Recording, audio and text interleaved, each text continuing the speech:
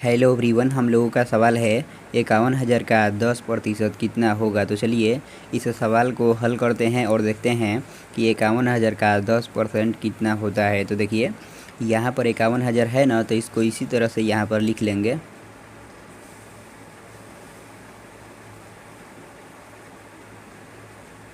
देखिए यहाँ पर का है, थोड़ा सा आप लोग ध्यान दीजिएगा।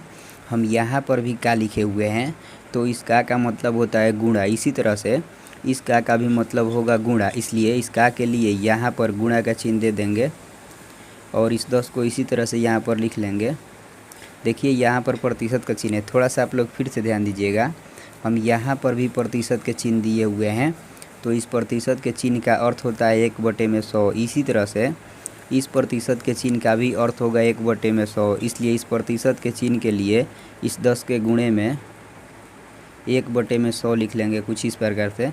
ऐसे ही आप लोगों को भी लिख लेना है। तो अब यदि आप लोग यहाँ पर देखते होंगे तो जो इतना पार्ट यह बन गया ना, यह बाटा वाला गुणा बन गया। तो अब इसको कटा लेंगे। तो देखिए इस जीरो से इस जीरो को कटाएंगे और इस जीरो से इस जीरो को कटाएंगे। तो देखिए यहाँ पर 5100 बच गया, तो इसको इसी तरह से यहाँ पर लिख लेंगे।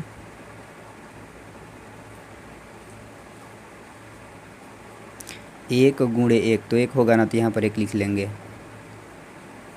5100 गुणे एक तो कितना होगा, 5100 होगा ना, तो यहाँ पर 5100 लिख लेंगे। तो यही हम लोगों का आंसर हो जाएगा।